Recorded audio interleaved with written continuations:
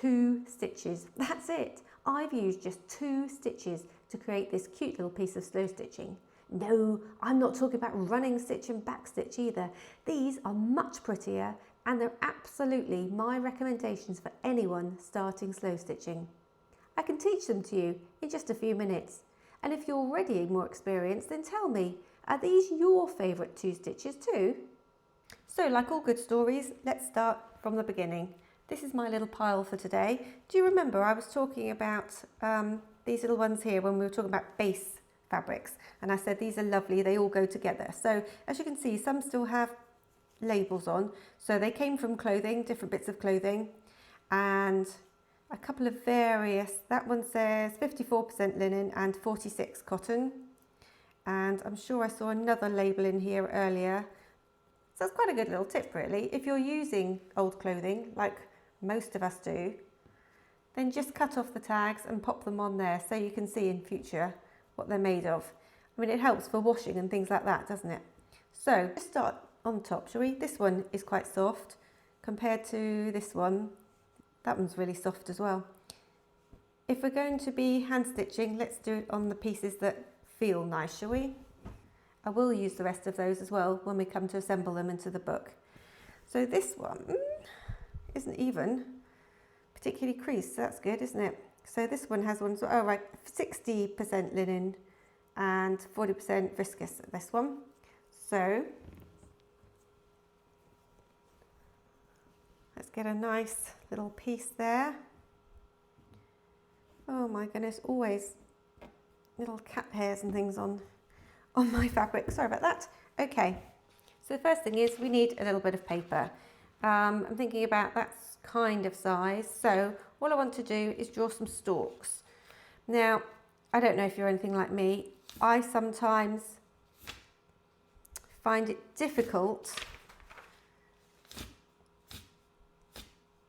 to do things as naturally as I want. Those all look fine to me. We're going to imagine that this is the bit that needs to be together, okay? So 1, 2, 3, and then I always need to turn it the other way to do. So that one's quite nice, isn't it? Nice little kind of bunch. Of course, you'll be much more sensible than me. You won't be doing it on lined paper. So again, imagine that's our middle. Just draw some stalks. Ideally, an odd amount always looks nicer, doesn't it? So that one and that one, they look fine. Which one shall I go for? I'm going to do just one more actually. So, because they were a bit big, weren't they? So I'm going to go 1, 2, 3, 4, 5. There we are. Okay, there's my little bunch. That one I'm going to move a little bit over there.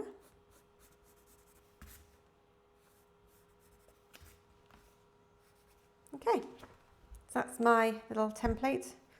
All these little bits of paper everywhere now. So I was hoping that if I do it dark enough, yeah, that's not bad. I'm going to go over that now in pen, or even I could just get much darker on there, couldn't I?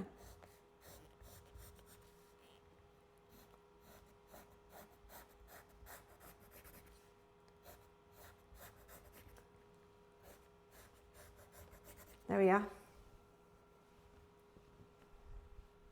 That's fine, I can see through there now. So 1, 2, 3, 4. The hardest part for me drawing these is to have the middle one not too straight. That's the bit that I was struggling with really. Okay, hopefully you can see that. Let's go a little bit closer. All right, now I only want it light. You can use your water-soluble pens if you like. I think what I might do is do another there, look, so you can see a bit better. Now I can actually see that through there. I'm just not sure how well it's coming through on the camera. So 1 there, One there. One there.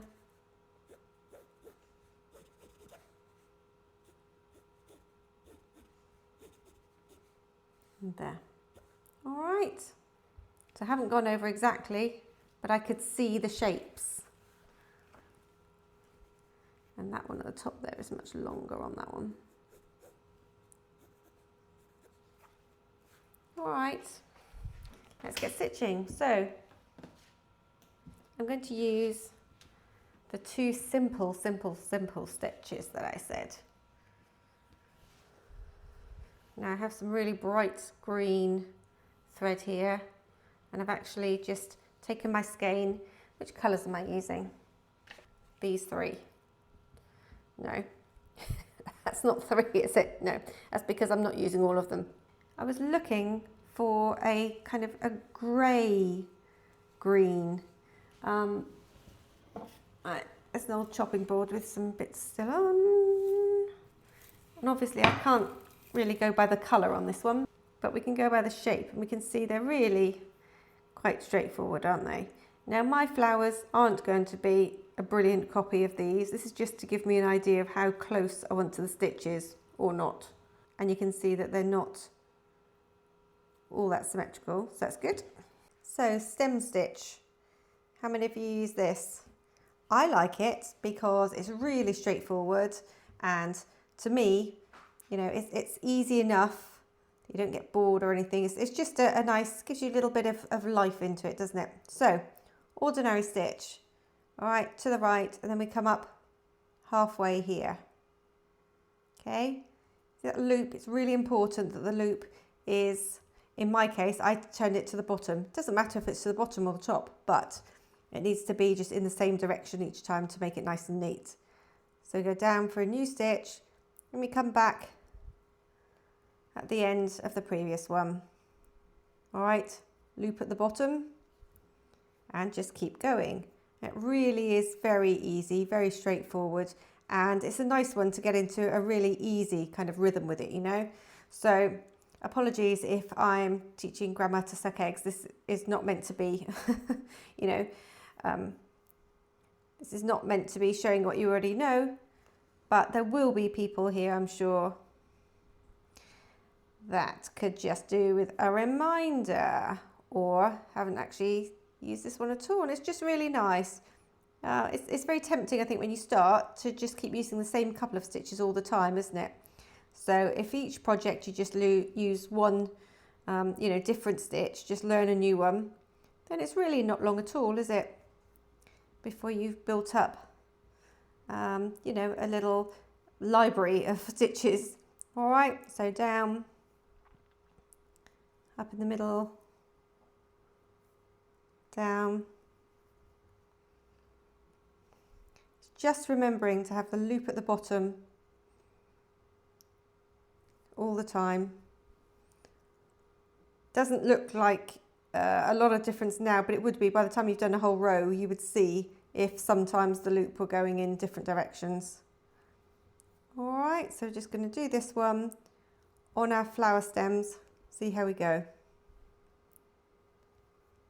I say, because I'm left-handed, I would tend to sort of pull it towards me a bit, so I would do it coming downwards. So for me, it would actually be, oops, loop at the left, and then down.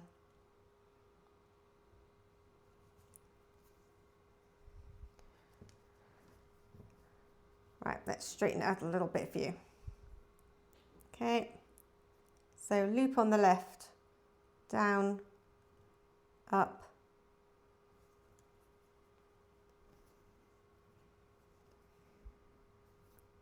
loop on the left, down, up. You see I'm able to curve this a little bit. Down on the left. Okay, so have a go on yours. I have no formal training in any of this at all, any of it. Same as probably lots of you. I had a little bit of needlework at school, and it was a very little bit because it was just, you know, in with lots of other bits. Didn't have any proper textile lessons particularly. All that I know, I was taught by my mum, and then since, you know, learning from books and things, but nothing is going to be textbook teaching here because that's not the way that I learnt. But this is really easy. Please don't be daunted. Please just pick up a couple of new stitches whenever you can and then just add them in. I mean, this is slow stitching. It doesn't matter, does it, about getting it perfect? It matters that we enjoy doing it, okay? So it's quite neat both sides. Not perfect, but certainly neat enough. So see how you get on. So on this one, I'm going to come up here, down, up in the middle, loop to the left, down, up, loop to the left. If your thread gets a little bit twisted, let it dangle and it'll unwind itself a little bit, untwist. So I'm actually on my last stem here. And I think I'm following the pencil line okay. Although the light here in the window is really not ideal for, it's fine for me stitching, it's just not ideal for the video, is it? So I'm sorry about that. I'm also not using the proper needle in this one because I picked it up, threaded it up, realised it wasn't the right one, and it's really not important enough for me to rethread it because it's stitching absolutely fine, isn't it? So to the back, and then I'm just going to finish off here by going through. I'm actually going to create a little knot there. What are you doing over there? Okay, let's bring you through. Come on, sneaky little thing. Right, there we are. That's enough for us. Just end it off there. And at the front, I'll take that bit off as well, look, from earlier. That's the back. That's the front. And that's fine for our purposes, isn't it? So now we just want to add on a few little pieces of lavender. So I'm going to use this one here, this variegated one. As I say, they're not my favourite normally, variegated. They're just very colourful. For me, that's all. So it was funny actually, last night I had a dream that, I had a dream that I met somebody who didn't use any colour in her house. And I was like really intrigued. No colour at all. She said, no. And I said to her, well, I tried to not use too much colour, but then I find that I'm bringing in lots of, you know, different colours of beige and white and things like that. And she said, oh, I've not put any into my house. And what I assumed she meant by that was that she didn't use, I'm going to use this, all of the strands actually, to give it a nice thick sort of flower head. She said, so what I assumed she meant was that she didn't add any colour. So I was thinking that, like, say they'd plastered their walls, that it would be the colour of plaster, and that if they had concrete somewhere, it would be the concrete colour still. Anyway, as happens with a lot of dreams, you're just getting there when you wake up. So I never did get, she was literally about to show me her house of no colour. And I woke up. So there you go. Right, just starting off with going through these this time. And then our stitch here is just a lazy daisy. Couldn't get more simple or more useful for slow stitching as far as I'm concerned. Okay, lazy daisy. Well, I'm going to use all of these strands, which is a bit ridiculous really. It will make it more difficult, but never mind. I'm not worried about the knot, as I said, because doing these, you know, I want it to, it doesn't hurt. It doesn't need to be really flat, does it? I wanted this floss to show up as well as possible. So we want it to start there. We want it to be there. That's the tip of our, the tip of our petal shape, okay? So we're in the middle. Let's go down the outside, straight down, up into the middle. If we were doing an actual daisy, right there. Turning fabric round, I'm always turning my fabric this way and the other. Nice loop there, have it even to the other one, but inside the loop. Pull it through. And then we're going to go down the outside of the loop in a minute, the same as before, right? So you come up in the middle of the loop, go down on the outside of the loop.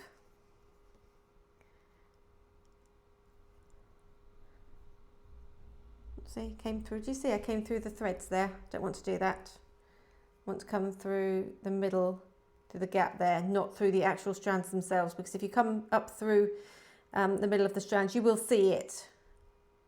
And it'll be very, very annoying and look really messy. So up there. So we're in the middle of the loop, aren't we? Then we want to go down the outside of the loop again.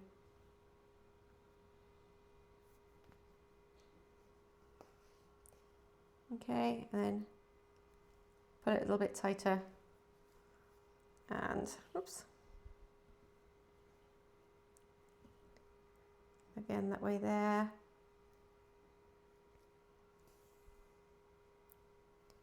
Nice loop in pretty much where we came from, and that is a nice easy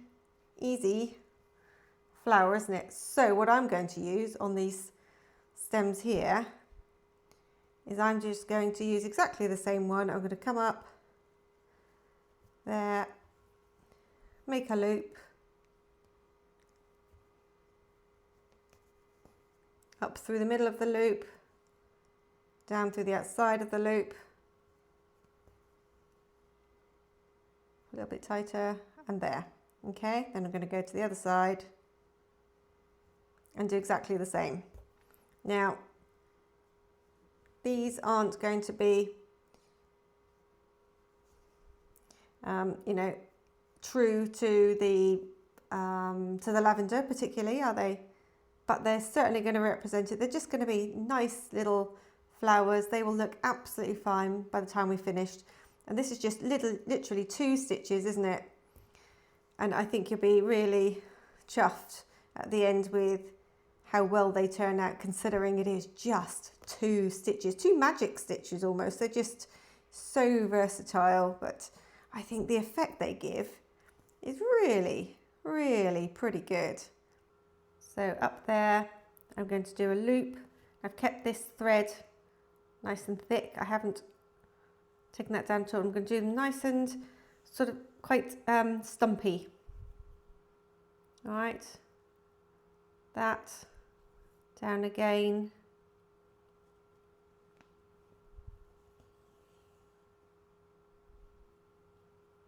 Let's pull that one a little bit tighter. And then the other side. So one that side, and then one this side of my stalk. Let's get our piece again. Right, so normally if I was doing this, I'd probably put one right at the end, so it's up to you. Gosh, it's much harder because it's so thick, you know. Much, much, much harder. But it does create quite a nice little effect. And down. And we just want to keep going down the stem. All right, this isn't going to look exactly like lavender. It's not a botanical kind of, you know,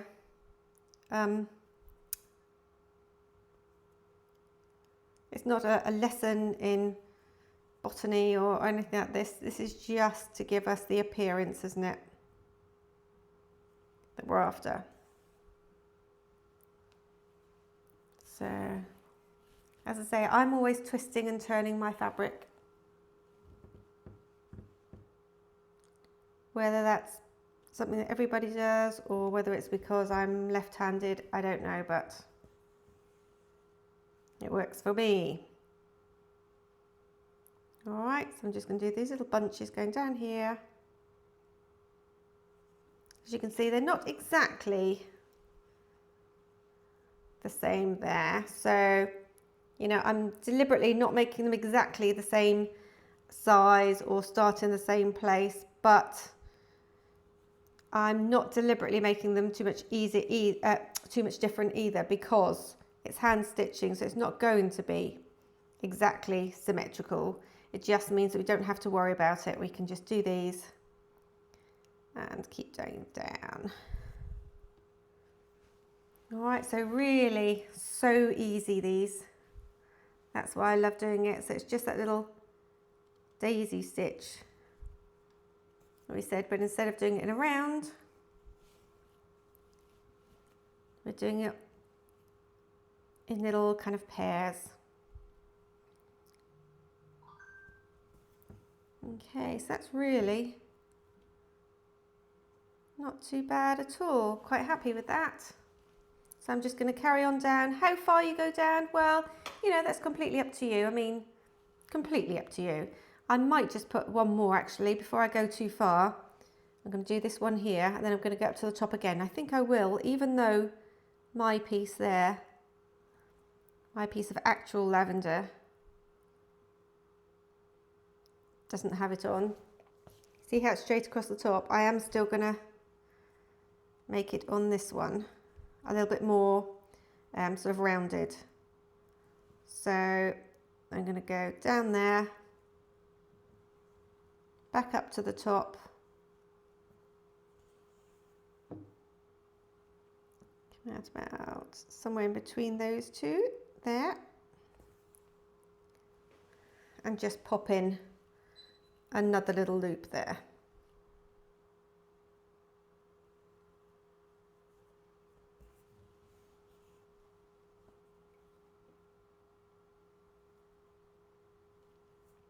There we are.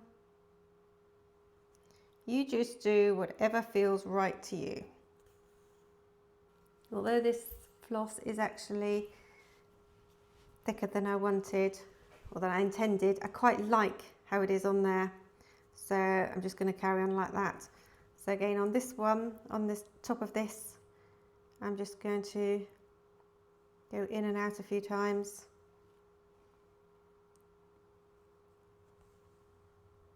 To secure it. That'll be absolutely fine. See, if I tug on that, it's not going anywhere. So I can chop that bit off in a minute.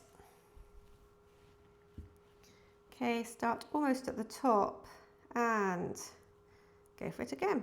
And if you were working with an embroiderer's hoop, then obviously you're not going to sort of crease it in your hands here. I tend not to use one, but you use whatever is best for you. So now we're going to see a little bit of colour difference, aren't we? Which is nice.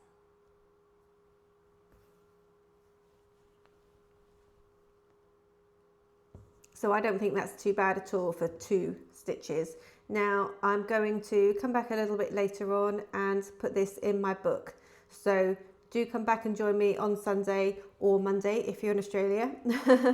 Come back and join me for that one, and we'll see how we can just place it in there, and I'll probably use a few bits of this as well. Do you remember this is the pile that we said the colours are so nice together that we might as well use them together in the book? So I'm going to do that in a moment.